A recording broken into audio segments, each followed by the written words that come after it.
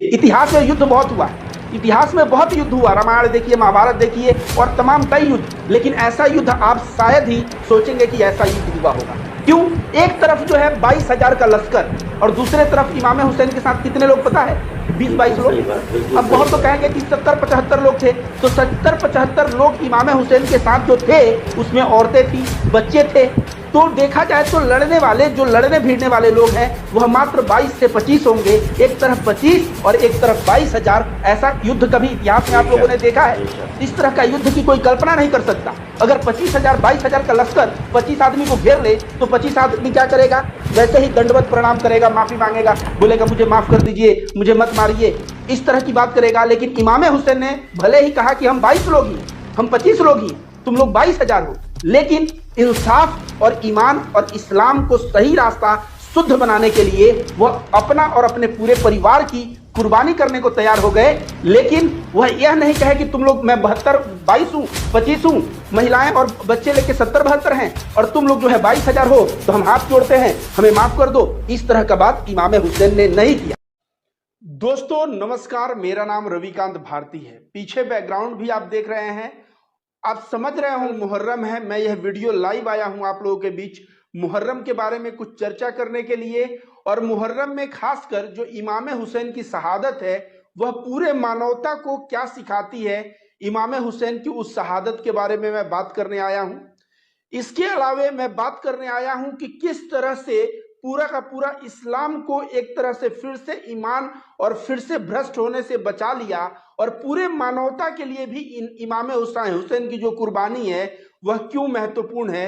इस चीजों के ऊपर हम लोग चर्चा करेंगे। आपको बता दें दोस्तों, तमाम देश के बड़े बड़े फ्रीडम फाइटर जब वह जेल में रहे हैं, 20 वर्ष जेल में रहने के बाद उनको याद आया कि शायद अब हम जेल से निकल जाएं, तो उनको इमाम हुसैन की कुर्बानी याद आई कि उन्होंने पूरा का पूरा मतलब अपने परिवार को कुर्बान कर दिया, अपने आप को कुर्बान कर दिया।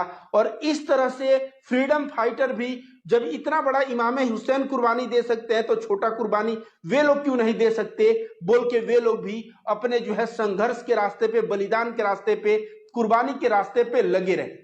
तो दोस्तों इमाम हुसैन की कहानी के बारे में मैं आप लोगों को बताऊंगा। हालांकि ये कहानी बहुत सारे लोग, आप मौलवी मौलाना या बुक्स वगैरह में पढ़ के आप जान सकते हैं। क्योंकि आप सभी जानते हैं मैं धार्मिक चीजों में रुचि रखता हूं। अब कोई अंधभक्त आके ये कहेगा कि तुम गीता रामायण के बारे में नहीं बात करते, तो मैं बता दूं गीता रामायण के ऊपर, गीता मेरे पास 36 किताबें हैं और मेरा पूरा जो है स्टडी गीता के ऊपर भी है, रामायण के ऊपर भी है, महाभारत के ऊपर भी, वो मैं सुनाऊंगा। लेकिन मुहर्रम है तो इमाम हुसैन की कुर्बानी के बारे में मैं आप लोगों के बीच बताऊंगा। देखिए इमाम हुसैन को क्या पड़ी थी कि कुर्बानी करने को। जब कूफा के लोगों ने हजारों की संख्या में पत्र लिखा और पत्र लिख के इमाम हुसैन को कहा कि आप आ जाइए, जो यजीद नाम का शासक है वह जो है सही रास्ते पे नहीं चल रहा है, इसके वजह से हम लोग उसके राज में नहीं बल्कि हम लोग आपका राज चाहते हैं, इसलिए आप आ जाइए, आपके हाथ हम बैत करेंगे। बैत करने का मतलब हो गया कि आपके जो है, हम जो है राज में रहना चाहेंगे, आपके राज्य में नागरिक बन के रहना चाहेंगे।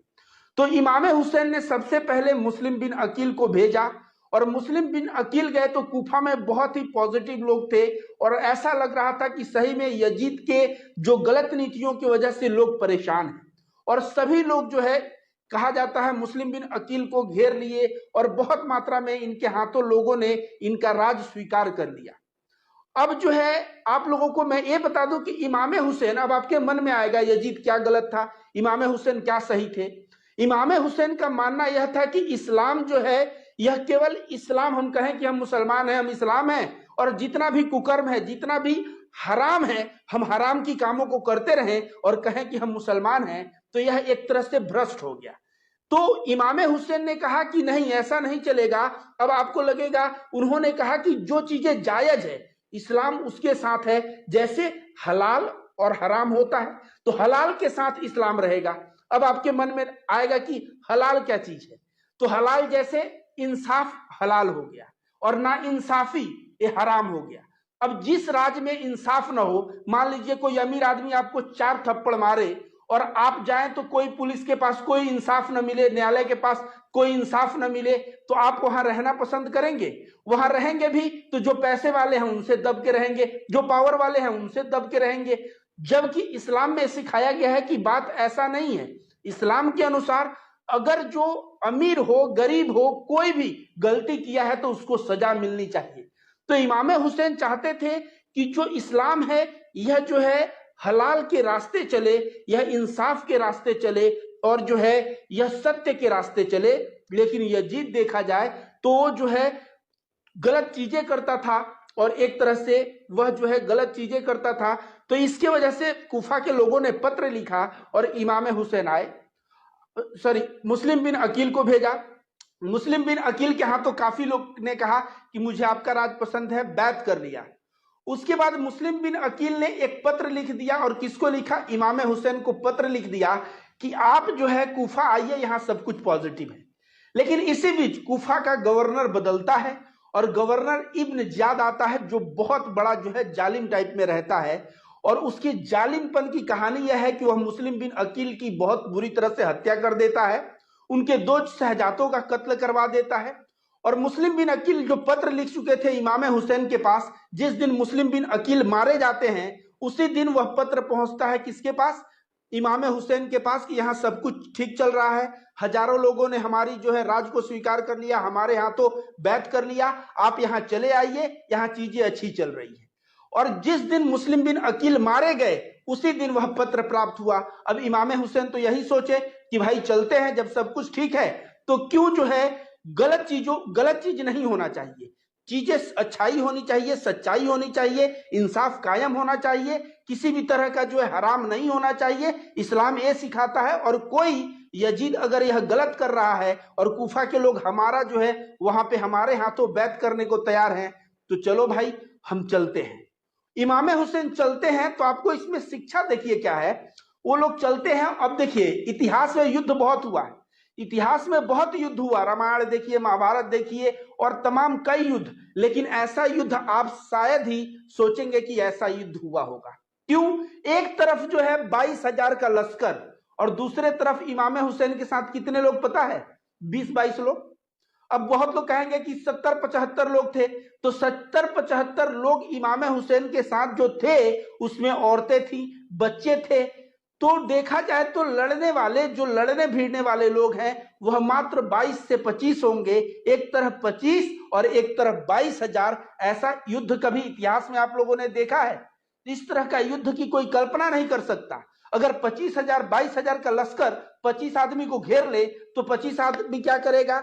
वैसे ही दंडवत प्रणाम करेगा, माफी मांगेगा, बोलेगा मुझे माफ कर दीजिए, मुझे मत मारिए, इस तरह की बात करेगा। लेकिन इमाम हुसैन ने भले ही कहा कि हम 22 लोग ही हैं, हम 25 लोग ही हैं, तुम लोग 22,000 हो, लेकिन इंसाफ और ईमान और इस्लाम को सही रास्ता शुद्ध बनाने के लिए वह अपना और अपने पूरे परिवार की कुर्बानी करने को तैयार हो गए।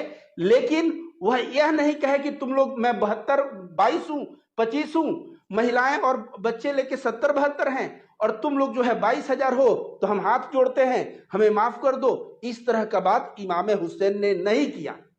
अब जो है जब इमाम हुसैन वहां से चलते हैं तो देखिए वहां पे मैं पढ़ रहा था, मैं किताब जिसमें लिखा था कि हुर बिन यजीद सबसे पहले आता है और इमाम हुसैन को खोजते खोजते और इमाम हुसैन को पाता है। वो एक जगह डेरा जमाए हुए थे, क्योंकि रेगिस्तान में जब लोग जाते हैं तो कुछ दूर पे अपना डेरा जमा लेते हैं थकने के बाद।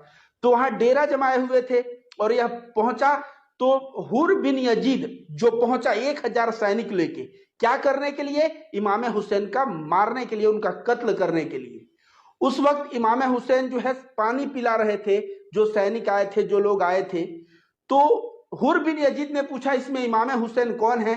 तो इमाम हुसैन जो पानी पिला रहे थे मस्कीजा लेके, तो देखा कि भाई ये इमाम हुसैन है। तो उसको लगा कि कहीं ना कहीं मोहम्मद साहब के परिवार वाले हैं, इनका अखलाक सही में बहुत अच्छा है। और उसने यह भी कहा कि हमें यजीद की तरफ से ऑर्डर जब मिला है, हमें इब्न जियाद की तरफ से जब ऑर्डर मिला है कि आपको रोकना है, तो मैं आपको आगे नहीं जाने दूंगा। तो फिर बातें हुई, तो बातें यह हुआ कि आप न मदीना की तरफ लौटिए और न ही कूफा की तरफ लौटिए, आप कोई बीच का रास्ता पकड़ लीजिए। इमाम हुसैन ने बीच का रास्ता पकड़ लिया। कुछ दूर गए, जाते जाते कहा जाता है करबला आया, जहां पे मतलब एक नहर था, नहरे फुराक बोला जाता है, वो नहर था और करबला आ गया। जब करबला आ गया तो वहां पे रोक दिया हुर बिन यजीद की यहाँ नहर है, आपको भी पानी मिलेगा, मुझे भी पानी मिलेगा, और जो है यहीं पे हम लोग रुकते हैं। वहां पे रुके। तब तक यजीद का जो इब्न जात को जो भेजा था वो बहुत सातिर था। वो सोचा हुर बिन यजीद गया है, हो सकता है 1000 के आदमी के साथ कहीं कुछ गलत हो, एक दूसरा आदमी को भेजा, अम्र अम्र बिन जात को। और अम्र बिन जात जैसे वहां गया, वहां 4000 का लश्कर लेके पहुंचा। तो हुर बिन यजीद 1000 का लश्कर लेके और 4000 का ये लश्कर लेके, टोटल कितने 5000 लश्कर लेके पहुंच गया वहां पे। और पहुंचते ही वहां पे सीधे वह कहा कि हम लोग जंग करेंगे, हम लोग ऐसे रहने वाले नहीं हैं, क्योंकि अम्र बिन जात को यजीद ने, कहा जाए इब्न जियाद ने लालच दिया था कि तुमको ईरान का हुकूमत मिलेगा। तो उसको जो है ये नहीं देख रहा है कि मैं मोहम्मद साहब के परिवार वालों से लड़ूंगा झगड़ूंगा, उसके दिमाग पे शैतान चढ़ा है कि हमको जो है एक राज मिल जाएगा ईरान का, और उसके लिए वह कोई भी गलत कार्य करने को तैयार है, कहा जाए किसी भी तरह का कुकर्म करने को तैयार है, तो हम मार झगड़े पे उतारू था। इसके बाद जो है सिम्र आ गया, जो पूरा करबला के लड़ाई में जो सबसे जालिम आदमी था वह था सिम्र। और सिम्र आया, जैसे ही सिम्र आया तो एक तरफ से सिम्र हो गए, अम्रजात हो गए, और हुर बिन यजीद, ये 3 लोगों का काफिला, लगभग 22,000 सैनिकों का काफिला, और एक तरफ इमाम हुसैन के साथ 22-25 लोग। उसके बाद देखिए युद्ध का कुछ नियम होता है, युद्ध के नियम का भी पालन नहीं करना है। पानी बंद कर दिया गया, और पानी अगर हुसैन साहब का पानी बंद कर दिया गया उनके पूरे परिवार को, उसमें एक छोटा बच्चा था, उसमें जो है 18-20 बरस के कई बच्चे थे, 2 बच्चे 14-15 बरस के थे, ऐसे सभी लोग, बाकी औरतें थी, सबका जो है पानी इन लोगों ने बंद कर दिया। और जब पानी इन लोगों ने बंद कर दिया तो तकलीफ आप समझ सकते हैं। पानी 1 दिन 2 दिन 3 दिन अगर किसी को प्यासा रख दिया जाए और उसको कहा जाए तुम लड़ाई लड़ो, तो क्या कोई लड़ाई लड़ पाएगा? कोई लड़ाई नहीं लड़ पाएगा। आज आप इंडिया के या किसी भी मुस्लिम देश में जाएंगे, तो कहीं भी जाएंगे तो सबसे पहले किसी के घर पहुंचेंगे तो आपके सामने आता है पानी, जो ताजिया निकलता है उसमें भी पानी दिया जाता है। कहीं ना कहीं इमाम हुसैन को जो पानी रोक दिया गया, तो इस्लाम का शिक्षा है कि पानी लोगों को पिलाओ, ये नहीं कि पानी किसी को मत दो। तो पानी रोक दिया गया। उसके बाद लड़ाई की शुरुआत हो जाती है। अब उस लड़ाई में बहुत सारी चीजें होती हैं, आप सब लोग जानते होंगे। मैं जो किताबों का अध्ययन किया हूं उसमें यह था कि सबसे पहले जो है हुर बिन यजीद, जो 1000 सैनिक को लेके आया था, किसको? इमाम हुसैन को कत्ल करने के लिए। वह जब देखा कि भाई यह तो लड़ाई हो जाएगी, और यह लड़ाई होगी तो किसके? मोहम्मद साहब के परिवार वालों से लड़ाई हो जाएगी, और ये लोग मरने मारने पे आतुर है। तो हुर बिन यजीद जो है उसको लगता है कि मैं ही 1000 आदमी ले जाके, सैनिक ले जाके सबसे पहले इनका रास्ता रोका और इनको करबला में लाके यहाँ पे पड़ाव डालने पे मजबूर किया। अब मैं अगर मरूंगा तो आखिरत में मुझे माफ नहीं किया जाएगा। तो हुर बिन यजीद क्या किया कि वहां पे गया और जो है मोहम्मद, जो हुसैन साहब थे, हुसैन साहब से बोला, इमाम हुसैन साहब से, कि आप मुझे माफ कर दीजिए, मैंने उतरने पे आपको मजबूर किया और आज ये लोग लड़ने लड़ाने पे आतुर है। तो हुर बिन यजीद सबसे पहले जो आदमी है, उसका बेटा हुर बिन यजीद का गया और लड़ा यजीद के सेना से, वह मर गया। हुर बिन यजीद गया और वह लड़ा जो है सिम्र से, और वहां पे अम्रजात के सैनिकों से, वह मर गया। तो सबसे पहले देखिए अखलाक क्या चीज होता है। यह जब पानी पिला रहे थे तो देखिए दुश्मन को कौन पानी पिला रहा है? दुश्मन को ये पानी पिलाए, और वह दुश्मन जो है उनको करबला में आके रोकने पे मजबूर किया। तो इनके अखलाक से प्रभावित होकर वह बंदा जो इनका कत्ल करने आया था, इनको मारने आया था, वह इनके साथ खड़ा हो जाता है और साथ खड़ा होकर क्या कहता है कि मैं जो है बहुत बुरी तरह से अपने आखिरत के दिन में बुरा देख रहा हूं और मैं आपको यहां लाया हूं, इससे निकलने का कोई रास्ता है? तो उन्होंने कहा कि तुम जो है इस दुनिया में भी आजाद हो, आखिरत में भी आजाद हो।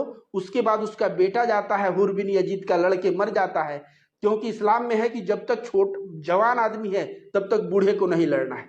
हुर बिन यजीद लड़ता है, वह जो है वो शहीद हो जाता है। तो यह भी एक बात है कि दुश्मन जो आता है आपको मारने, वो आपके तरफ से सबसे पहला शहीद होने वाला अगर व्यक्ति हो जाए, इसी से आपको समझ लेना चाहिए कि इमाम हुसैन का क्या अखलाक रहा होगा। तो इसके बाद आप सभी लोग ये भी जानते हैं कि अली अकबर का किस तरह से मतलब शहादत हो गई, जो है इमाम कासिम जो हसन साहब के बच्चे थे उनका किस तरह से शहादत हो गई।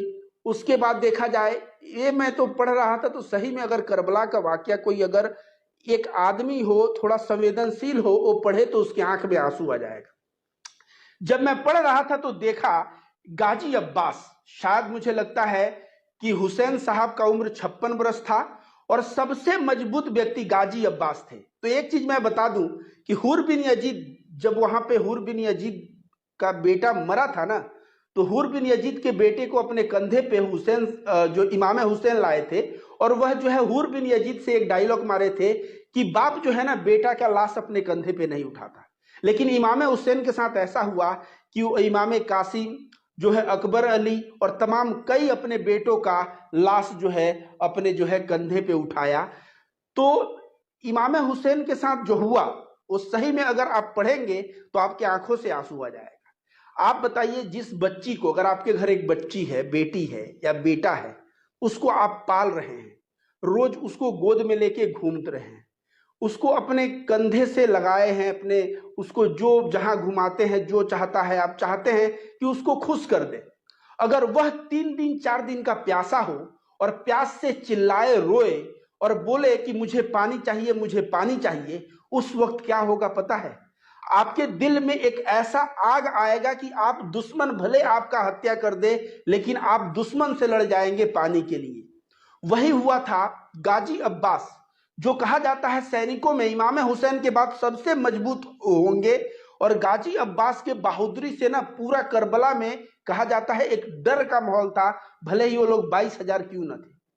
लेकिन गाजी अब्बास का मैंने देखा कि जब सकीना पानी के लिए रोने लगी और चाचा मुझे पानी चाहिए, तो किस तरह से इनके दिल में हुआ कि अपने बेटी को जो एकदम जिगर का टुकड़ा है वो प्यासा है और हम जो है यहाँ पे जिंदा हैं और इसको पानी नहीं दे सकते। वह जो है पानी का घड़ा लेके जाते हैं और मस्कीजा, और जाके उसको सैनिकों, हजारों सैनिकों का नहर पे पहरा रहता है कि पानी न पहुंचने पाए, और उन हजारों सैनिकों को मात देते हुए पहुंच जाते हैं नहर में और नहर से पानी भर लेते हैं पूरे मस्कीजे से और पानी लेके चल देते हैं। हजारों सैनिकों से घिरे हुए रहते हैं फिर भी हिम्मत नहीं हारते हैं, क्योंकि उनको एक तरफ अपनी मौत नहीं डरा रहा था, उनको पानी जो है यह लग रहा था कि यह सकीना पिएगी तो उसको शांति मिलेगा, और वह पानी ले जाके देने के लिए बहुत ही उत्सुक थे। और उसके लिए वह लड़ते झगड़ते वहां से भी निकल गए, नहर से भी निकल गए, लेकिन उनके ऊपर अचानक हजारों लोगों ने तीर से, भाला से, नेजा से ये सब आक्रमण बोल दिया। उनका एक हाथ कट गया जिसमें पानी पकड़े थे, तो उसके बाद दूसरा हाथ कट गया, और इस तरह से पानी का मस्कीजा में जो है छेद जब हो गया, वह बहुत दुखी हुए। और वो तो मर रहे थे, उसका दुख नहीं था, लेकिन इसका दुख जरूर था कि जो उनके जिगर का टुकड़ा, जिसको सकीना जो नाम था, उनको पानी नहीं पिला पाए।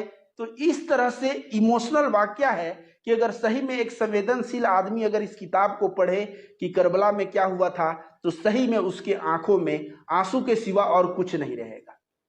और इसके अलावा देखिए, करबला का वाकया जो है, अली असगर का शहादत, एक बच्चा जो अभी कुछ महीने का है, रो रहा है, चिल्ला रहा है, इसलिए क्योंकि उसके माताजी के स्तन से दूध नहीं निकल रहा है। और माताजी के स्तन से दूध निकलेगा भी कैसे? जो माताजी 3 दिन से प्यासी हैं, तो कैसे निकलेगा? जब दूध नहीं निकल रहा था तो प्यास से अली असगर चिल्ला चिल्ला के रो रहा था। अब जब बच्चा रोता है ना, तो चाहे आपके आस पड़ोस में भी रोए, दुश्मन के यहां भी रोए, आपका दिल कचोट मारेगा कि बच्चा आखिर क्यों रो रहा है। तो उस वक्त जो है बच्चे को, इमाम हुसैन सोचे कि बच्चे को तो पानी ये लोग दे देंगे, और बच्चे को हाथ में ऐसे ऊपर उठा के लेके गए और दुश्मनों के सामने बोला कि इसको, बच्चे को तो कम से कम पानी पिला दो, यह बच्चा रो रहा है पानी के अभाव में, प्यास से। तो दुश्मन कहता है, सिम्र जो है और ये सब कहते हैं क्या कि तुम अपने पानी पीने के लिए कह रहे हो, बच्चे को पानी पिलाना है, बहाना दे रहे हो। इन्होंने यह भी कहा कि ये बच्चे को अपने हवाले ले लो, बच्चे को पानी पिला दो और पानी पिलाने के बाद लौटा देना। हुआ क्या पता है? उस बच्चे के गर्दन में आके एक तीर लगती है और वह बच्चा रोना बंद कर देता है।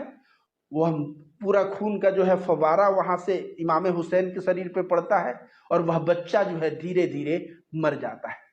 जो लोग कहते हैं कि मैं इस्लाम को समाप्त कर दूंगा, इस्लाम खतरे में है, इस तरह से बर्बरता हुआ था इमाम हुसैन के साथ। उस वक्त जो है इस्लाम से खिलवाड़ जो भी करना चाहता था नहीं कर पाया। इस्लाम को शुद्धिकरण के लिए, इस्लाम जैसा है वैसा बनाने के लिए इमाम हुसैन ने शहादत दे दिया।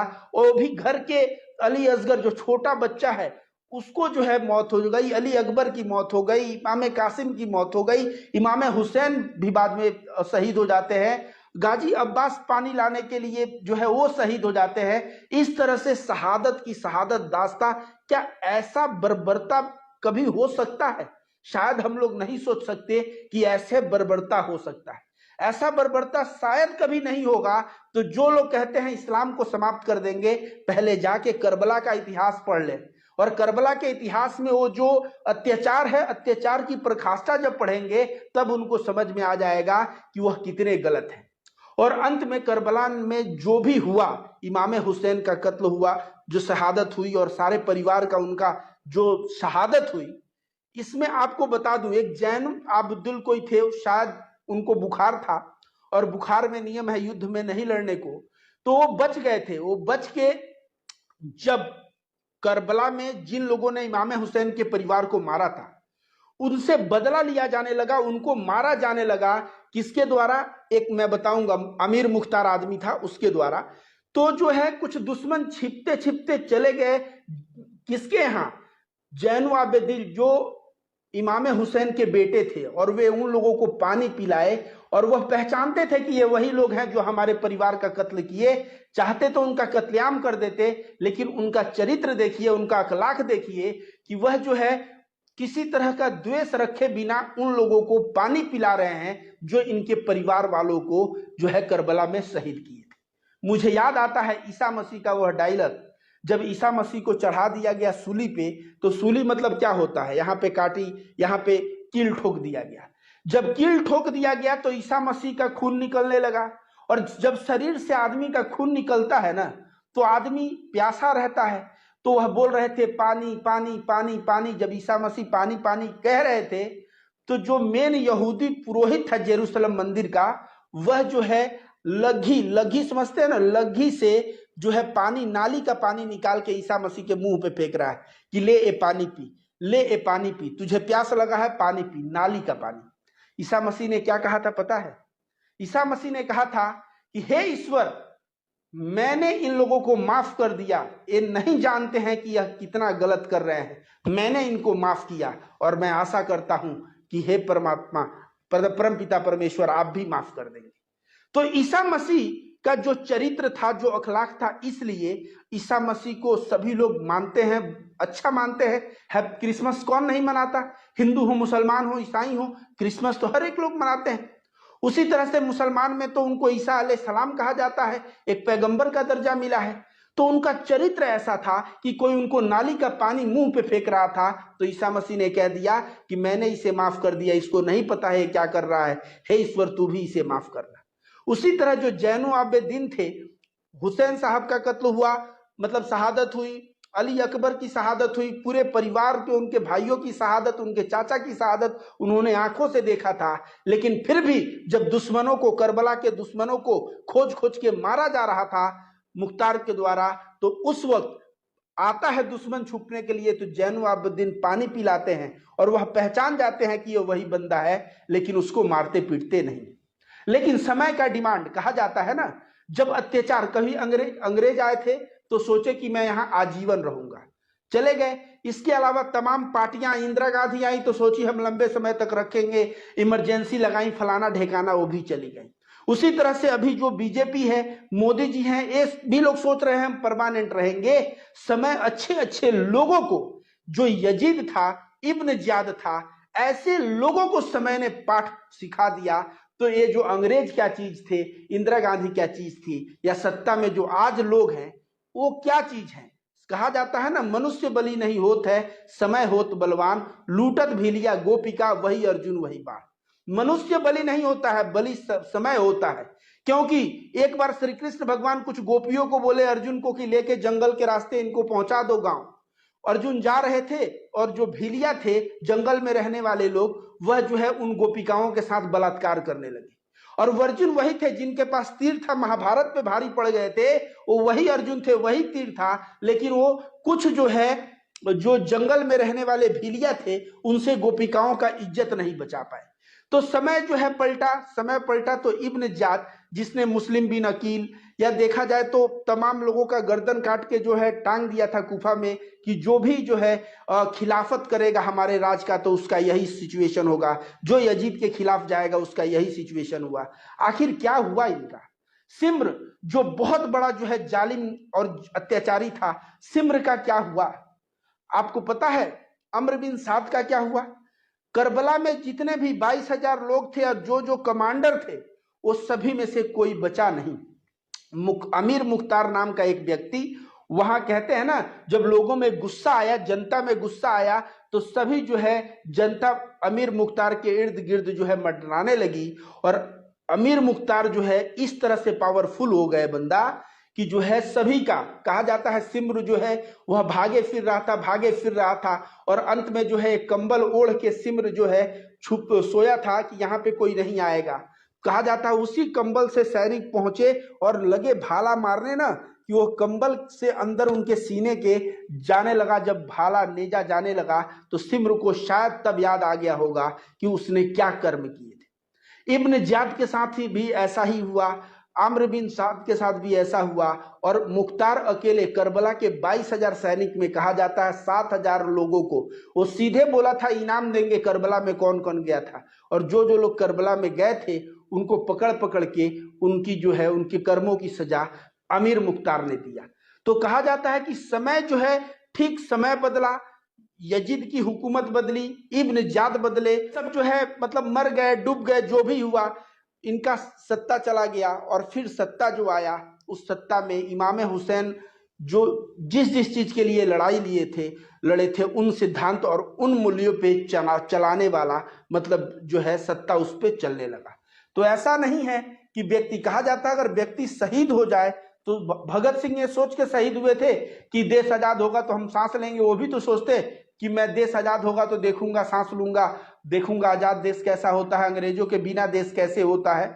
भगत सिंह ये सोचते, लेकिन उन्होंने सोचा नहीं सोचा। लेकिन कहीं ना कहीं भगत सिंह की जो फांसी हुई, जो भगत सिंह, सुखदेव, इन लोगों को जो फांसी हुई, उसके वजह से भी ब्रिटिश गवर्नमेंट पे बहुत ज्यादा प्रेशर बना, जिसके वजह से उन लोगों को आजादी भारत को देनी पड़ी। तो दोस्तों मैं जो एक ओवरऑल कुछ बताना चाहता था वो बता दिया। जैसे बताना चाहता था, एक तरफ 22 लोग, एक तरफ 22,000 का लश्कर। ऐसा लड़ाई कभी भी इतिहास में नहीं हुआ है। मैंने बताया पानी, जो आमतौर पे पानी पहला ऑफर किया जाता है, वह पानी के लिए कितना जो है क्या क्या हुआ, इसके बारे में मैंने बताया। मैंने कुछ इंपॉर्टेंट घटनाएं बताई कि किस तरह से इमाम हुसैन के परिवार के साथ नाइंसाफी हुआ। मैंने कुछ ये भी बताया कि इमाम हुसैन के परिवार के लोगों का अखलाक देखो कि जो उनके कत्ल करने वाले थे उनके परिवार को, वे लोग भी गए तो उनको पानी पिलाता हुआ वो जो है उनका बेटा जो है देखा गया।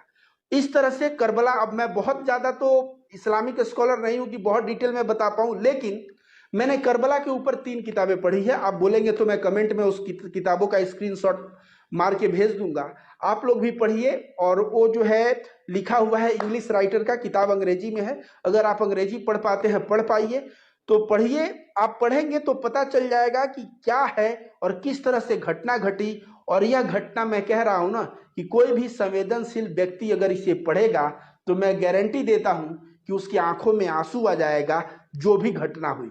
लेकिन खैर, इमाम हुसैन के शहादत के बाद जो है उनका जो उद्देश्य था कि हमें अपने ईमान से कॉम्प्रोमाइज नहीं करना है, उन्होंने अपनी शहादत दी। और उसके बाद जो है उनके विचारधारा, मतलब जो इस्लाम का जो विचारधारा है, उसका काफी उत्थान हुआ।